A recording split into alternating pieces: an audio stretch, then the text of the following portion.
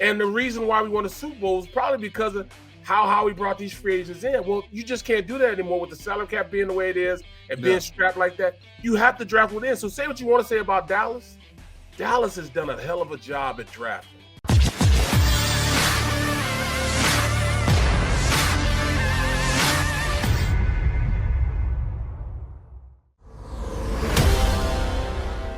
It's the biggest, most important draft in the history of this Philadelphia football franchise. The JAKIB Media Sports 2022 NFL Draft Special.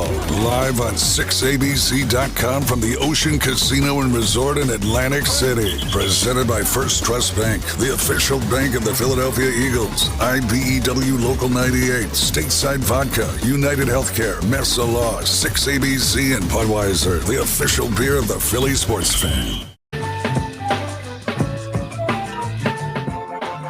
Welcome back, everybody. Happy Wednesday, one and all, as we sit here on April 27th, one day away from the draft. We are Sports Take, JAKIB Media YouTube Network. And just a reminder, guys, and you've seen some of the spots here on the stream, but what fun we're going to have tomorrow, man. So first and foremost, the three of us are going to be together for our usual time period from 12 to 3.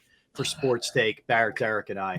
But then we just blow this thing up at 8 o'clock, man. It's going to be wild. There you go. You got Seth Joyner. You got look at that handsome Derek Gunn in that headshot right there. Authoritative. Yeah, you're all business in that. Like Seth is smiling. Usually Seth is grimacing and ready to. You got the serious look there. Devin looking all about good as always. That's right. Yeah, Mike Quick ready to roll, and then some other guy right there. But yeah, the professor, 5 of us, Rob Ellis. Yeah, right. The 5 of us together, and Barrett's going to be joining, and we got all kinds of stuff in store for you. There's going to be a band, which I cannot wait, man. We're going to be rocking it out from Resort Casino. It's going to be awesome. Well, bro, tomorrow night. I mean, did you just hear that last commercial? No, I got the full stateside commercial, dog. I mean, did you get your cases yet? No, I'll get them this weekend. Yeah, right. Who are you relying on, Xander, to get them to you? Yeah, Xander, he'll get them to me. And plus, it's gonna be my birthday in a minute too. I almost guarantee he'll get it to me. Man, you look good for 60, brother. I ain't gonna lie to you. It's rough. I ain't gonna lie to you, man. Yeah. 50 years old, man. Can you believe it, man? But hey, man, that's rough out in this stream. It's rough. Man, these streets are rough. All right, it is, man.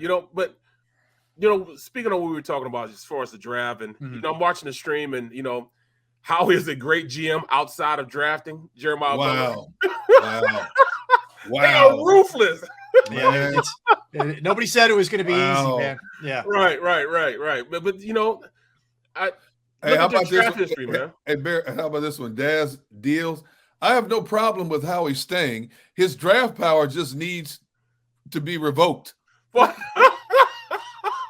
Can we all just get along here? I mean, well, the other thing is, oh my goodness, we can wish and hope all we want. It ain't happening. No, he is in charge. It is what it is. You can not like it all you want, but that's the way it is. This is why, to Barrett's point off the top of the show, you have to give credit where credit's due. They had a great draft last year. They really did. Yes. This is why I can't wait to see if this is something to build on. Yeah, well, something to build on. And yeah, whatever. If Howie was humbled or he just is philosophically looking at things differently, good, whatever. I don't care how we got here, but they have to build on this, guys, because when you go in, if you're not going to be super aggressive in free agency, or making trades or whatever, which they made some moves, but they weren't super aggressive. You better be right in the draft. You better get it right. Yeah, that's it. Look at it, Rob. Was that Soul Blaze? Howie couldn't pick the right Daisy if it was the only one. Yeah, that ain't right, man. That's not right. That's cold blooded. I can't, man. Right. I can't say that. That's not right. I can just go. It's always been for me. What have you done for me lately? Yeah.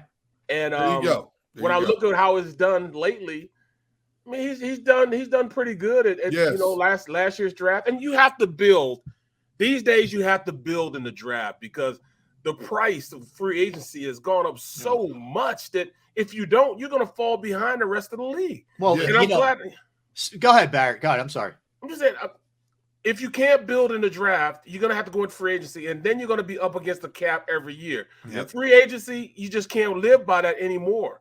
we lived by free agency. You know, when we won the Super Bowl, all those free agents we had, we brought in Howie Long, Chris Long. You had LeGarrette Blount, Alshon, Timmy Jernigan, Patrick Robinson. Robinson. You know, all these guys had substantial reps, and the reason why we won the Super Bowl was probably because of how Howie brought these free agents in. Well, you just can't do that anymore with the salary cap being the way it is and being strapped like that. You have to draft within. So say what you want to say about Dallas. Dallas has done a hell of a job at drafting. Say what you want to say. I mean, they got their defense, their offense, all those guys that they're playing with on the offensive defensive side of the ball, for the most part, are from their draft. They're drafted guys. That offensive line, quarterback, running backs, receivers, secondary. Cooper, linebackers, that was a free agent. You look at the linebackers: Vander Esch, Parsons, Smith. Defensive line, you know, all those guys were Diggs in the secondary. But the biggest problem is, as well as they've done in terms of drafting, that window is short. Because you can't pay all of these guys. You know, that window's short. So if they don't get it done within the next couple of years, they may have to start this process all over again. Oh, too bad. Dallas may not win another Super Bowl for another decade. How about 2 decades plus? Long as Mike McCarthy is the head coach down in Dallas, you know what? I'm happy. That's my double agent. That's my double agent. That's right. McCarthy and Jerry are just a beautiful thing, man. Just like Daniel Snyder is in Washington. He caught lightning in a bottle one year, won a Super Bowl in Green Bay, and then after that, people are like, how much longer are we keeping Mike McCarthy? Right. How much longer? So I mean, just think about you can't emphasize enough that last play, how their season ended. Between the coach and the quarterback. I mean, it's as boneheaded as it gets. It's the ultimate lack of understanding the situation. It's unbelievable. But the other thing is, Derek, you look at this offseason. Look at how much teams gave up to get a Tyreek Hill. How much teams paid guys who are, frankly, Christian Kirk, mediocre-ish, maybe a little better. So I can't kill the Eagles for that. Would I like them to be more aggressive in some areas? Yes, but I looked at some of those prices, man, of what some of those guys were getting, and it was mind-boggling. Bro, to get a Deebo Samuels, and I was on board with that. And when I really sit back and I saw what Tyreek got, man, a first rounder, they'd probably had to ask for a third rounder, fourth rounder, seventh rounder. You know, the second born, not the firstborn, but his second born kid, you know what I'm saying, and a little cousin, just to get a guy like Deebo Samuels. And Jeffrey's 2 Oscars or 3. Right. You know, so it's just ridiculous what free agents are getting these days. So you have to build through the draft. You know, go ahead, Barrett. I'm sorry. No, go ahead. I'm done. Look at what Daz Dino just said. We don't draft dogs. We draft guys with pocket protectors. What? Are you serious? Are you serious? We don't draft dogs. We draft guys with pocket protectors. We draft nice guys. Really? I don't know. I think Milton Williams has some dog in him.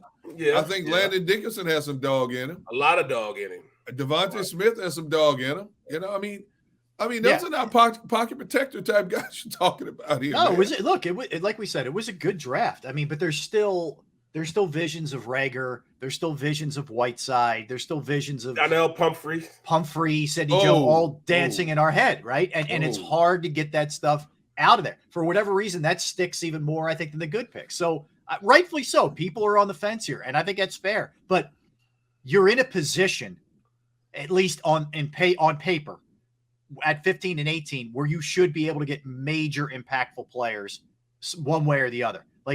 I'm not saying it's foolproof, but you should be able to. I believe in Howie's process for 2022.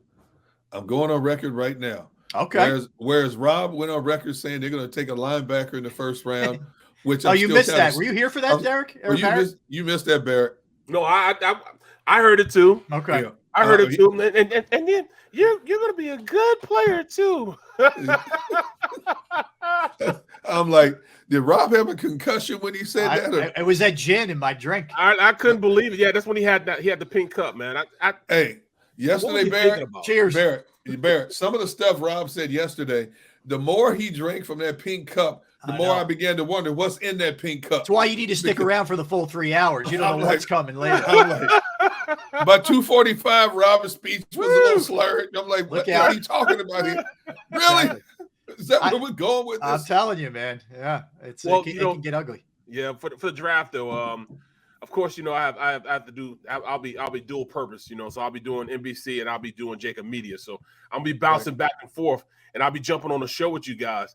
But I just can't wait to see, what corresponds in front of Howie, and how is that going to dictate how aggressive he is, how nonchalant he is, or even how unaggressive he is in dropping back. I want to see it, man. I want to see, where this all goes, because I still don't see how you think a quarterback's going to be drafted in the first round when I don't think it's first round talent. I mean, but Barrett, if there's ever a position where they make that mistake, it's that one, man. I agree with you. People jump. Look at the Jets. I kept telling people with the Jets, I'm telling you, look, this kid is not it. He is not. He played at BYU. He was more of a guy that that had great throws when he was under pressure outside the pocket. He doesn't run, great offense from inside the pocket, running regular offense. He got mostly his big plays from scrambling and improv. Improvisation. You can't run an offense like that. And we found that out with Jalen at the beginning of the year. We run these read options. Well, RPOs. When you look at it, teams understood how to take the run away and the pass away. So it becomes improv after that. So he couldn't go out there and have a successful offense with improving all the time. You have to run the offense within the framework of what the play is supposed to be run. You know what I'm saying? Yeah, no, I hear you. Barrett, I think we're gonna get to about 10. Okay. And then you're gonna see X, Y, and Z haven't been taken yet, who could be perfect fits, who we're all shocked that they're still there. That's when it's going to happen. I don't think it's going to happen super early here if you're sitting at 15, but I think once we get about 5 picks away is when it happens. I can't wait, man. I mean, it's going to be one of the most eventful drafts I've been a part of, man. Just because, we started out with 3 first-round picks. 3 first-round picks heading into this off season. We had, guaranteed that we were going to get a first rounder from Indianapolis, even though, they didn't even make it to the playoffs. We still got a first round pick. And he's gone. He's gone already. And exactly. Yeah. We had the pick from the Dolphins, and we got our pick from this year, and we were ready to go. I was satisfied with that. We didn't go into free agency and do any big moves, but I was still hopeful off the 3 picks that we had in the first round. Yeah, but you know what? Howie said something earlier this year that turned out to be so profound. I said, what, it makes sense when he was talking about how having 3 first-round picks may not be beneficial to this organization because 1 or 2 of them could be sitting behind somebody. Mm-hmm. So do you want to invest that kind of capital to a guy who can't play right away and not get the reps that he needs to get, because he's sitting behind a Pro Bowler or somebody like that waiting his turn. So when he said that, I'm thinking he's going to make some kind of move. And sure enough, he moved 1 of those first-round picks. So it makes sense. When you have 3 first-round picks, it doesn't necessarily mean all 3 of these guys are going to get on the field at the same time. Right. Now we know they have a dire need at cornerback. We know they have they have a need at edge rusher. Mm-hmm. But when you look at the guys in front of them, how much time would they get on the field as an edge rusher? Do they need another D tackle, although that position is stacked? Well, yeah, when you consider this could be Fletcher Cox's last year in an Eagles uniform, but how much would that D tackle? Yeah, not just Fletcher either. Javon Hargrave could be. It could be his last year. So how much, you got young Milton Williams, you got 2 guys who are making big money in the trenches. How much would that first-round D tackle get on the field? That's a good point. Learning curve. Well, does that apply to linebacker too? You went out and you got White from the Chargers. Yep. Hassan Reddick, I know he's a hybrid, but in some spots he could be considered a linebacker. Does that mean that my statement that I threw out there after a couple of cups of linebacker, does that mean there's no chance of that happening? That's really what you have to look at, because Howie did say that, Derek, and I for a minute I'm like, is he telling us something here?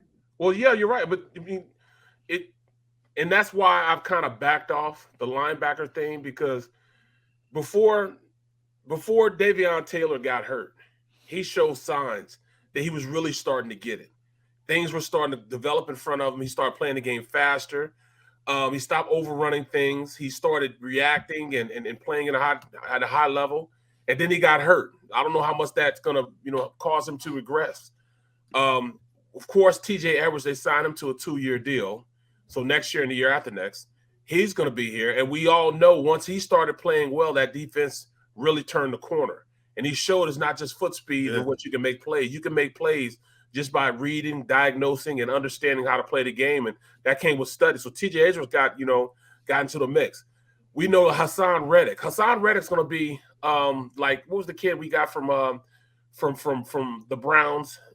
He's not on the squad this year. What was his name? Oh, I forget his name. Avery? Avery. Now, Avery, he was that hybrid linebacker / defensive end that Hassan Reddick, and he played a lot. A lot of teams, and he said a lot of teams now are going to a 4-2 set, whereas 2 linebackers and 4 defensive linemen. Right. Will he be one of the 4 defensive linemen? Are they going to pay him that much money to be a rush in and not be a linebacker? Because I don't know if you're going to keep him on the field as a stand-up linebacker. He didn't. I didn't see much production from him being a stand-up linebacker, but I know he has some skill set. He can do it, but. I mean, which 2 linebackers you're going to keep in the game? Davion Taylor is the perfect guy for that type of defense because he's fast, he can run, and, he's starting to learn the system. You take Edwards off the field, now you got Kasir White and Davion Taylor. I think they like that mix of guys. You know what I mean? So that's why I kind of leaned away from the linebacker position, because they went out and got 2 linebackers. And the pass rushers, I don't know if they go with a pass rusher on the outside simply because look what they have there right now. They gave – what's his name? Big money. I mean, huge money to go. Josh Sweat, huge money to play. Josh Sweat's shown the ability to go out there. He was their leading sack getter last year. And then you look at the rest of their roster. They got Derek Barnett, brought him back. Teron Jackson, they like what he does off the edge. I like what he does off the edge. Number 75. Right. He showed flashes. You got to play these guys. You got to play them. So I mean, to me, it started to look more logical to me that we got to go cornerback. And if you're going to go quarterback, you might have to go and trade up to get a cornerback. You know what I'm saying? Yeah. I mean, other than Stingley or Sauce Gardner, who would you the other guys Andrew will be Booth. there. Like, I think Booth would be there, don't you? Yes. I don't think you have to move up. Yeah. And I like Andrew Booth better than I like Derek Stingley right now. He's aggressive. I worry about Stingley with the injuries, man. Yeah, exactly. He's done nothing the last 2 years. Booth has played. He's balled. He has that enthusiasm that you want. He has the cover skills that you want. He can play man-to-man. He can play zone. Mm-hmm. He's explosive. Has size to him. He could cover a number 1 and number 2 receiver. He'd be the yin to the yang of Darius Slay out there. He is that good. And I challenge people to challenge me on it. Watch some film. Go to YouTube and watch some film on Booth and see how good this cat is. He is the truth. And then they got, what's his name, McDuffie from Washington. Trent McDuffie, T-Rex. I can't see. You killed me with that, man. I can't Kelly get Clarkson. that out of my head now. That's all I think about is Kelly Clarkson right now when I think of Duffy, man. He'll be forever tied in my head. That's why I'm here. That kind of stuff. But he's going to be there. And if they pick him up, he'll be there. Now, I'm not going to take anything away from him. He can ball, man. I mean, although I saw him have a hard time, a very, very hard time against Montana, the Montana Grizzlies. They beat Washington. They beat up on Washington, too. Right. That doesn't make me feel good. Right, and those receivers were killing them. Yeah. I mean, killing them. They were killing the whole secondary. They beat them up, man. So that's why when they say McDuffie, I'm like, that's not the same guy. That's the same guy I just watched when I did the Montana game. So Barrett, where you're headed with this is you think they may not go edge rusher or interior D line. You think they may go secondary here? I think they may go secondary, and I think they may go receiver. The more and more I think about it, and I think so. 15 corner, 18 receiver. Yes, I do believe that. Okay. I think corner's the biggest need that they have. The biggest need right now is the cornerback position. What about wide receiver? Don't overlook wide receiver. That's 1A. It's 1A. They need the pass catchers bad, man. Absolutely. You can't go into this season with the same collection of pass catchers you had in 2021 and expect, extreme improvement in the passing game. You can't. There's too many question marks. Yeah, outside of Devonta Smith and your tight end, there's too many question marks in the pass catching game. Derek, I'm with you. And you know what I hear a lot from people, and I'm not even knocking him necessarily, but Quez Watkins hasn't done nearly enough for the amount of love that he gets and benefit of the doubt he gets from people. Like, I hear a lot of people say, hey, you're fine. Just plug in Quez Watkins at the second spot. I'm like, really? He was plugged in all last year. Yeah, I don't see nearly enough to say that guy's a number 2 in the NFL. Look at how many teams have 2 absolute beasts, maybe 3. The Eagles are nowhere near that. Dallas, you look at the Giants also. Yeah, but see, when we talk about a Quez Watkins, was it him not producing or the quarterback? Yeah, or the quarterback. I remember you said that 2 days ago. Yeah, and then you made a great example. A great example when it was the last game, the playoff game.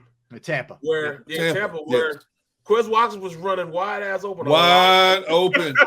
And what was the quarterback doing? The quarterback, because Todd Bowles stacked the line of scrimmage and they came after Jalen Hurts all day.